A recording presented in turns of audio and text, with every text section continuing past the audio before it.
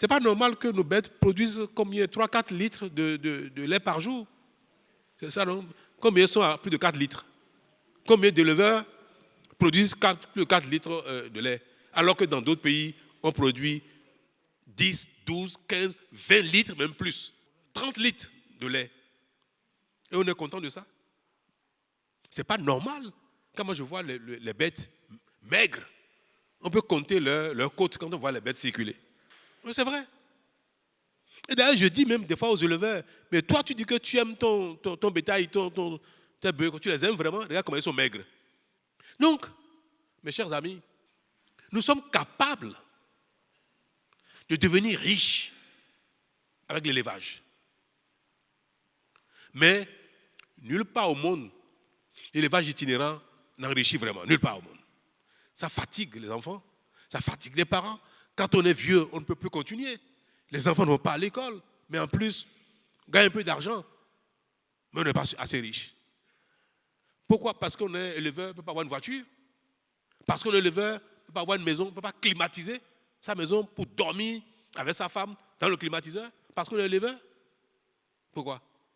Pourquoi? Parce qu'on est éleveur, on doit marcher toujours les pieds avec la poussière pendant des années, toute sa vie. Pourquoi?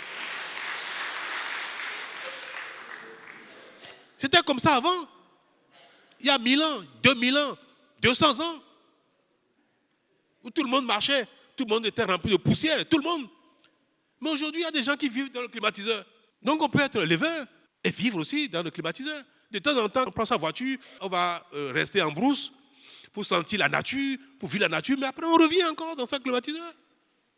Donc je voudrais que les responsables que vous êtes, les personnalités que vous êtes, vous amenez les uns les autres à dire ce qu'on faisait il y a 1000 ans, 2000 ans, 500 ans et qu'on sort, le monde change, tout change. Nous aussi, on va changer.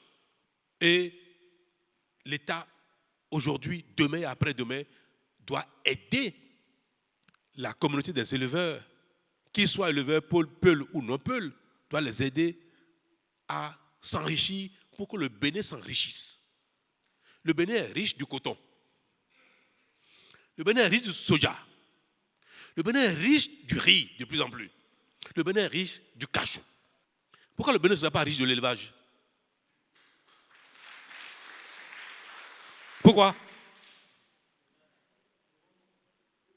C'est ça aussi qui est notre intérêt à nous tous, les regards, les responsables que nous avons ici, pour dire que si on peut faire des activités économiques, faire du commerce pour être riche, le Bénin peut s'enrichir également de son commerce et de manière encore plus rapide que tous les autres secteurs.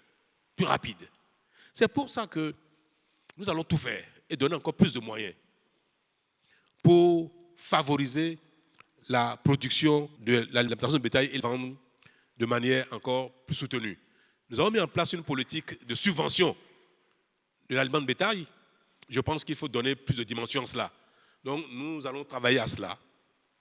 Nous allons travailler à ce que la production du fourrage dans les localités soit une politique plus soutenue et davantage mettre de l'eau à la disposition de nos éleveurs et du bétail. Quelqu'un a dit tout à l'heure, je crois que c'est l'adjoint au maire de Malanville, que le Bénin révèle tout son potentiel humain, y compris son potentiel communautaire, que les Peuls du Bénin sont de plus en plus connus. Bientôt, les Peuls du Bénin seront très enviés par tous les autres.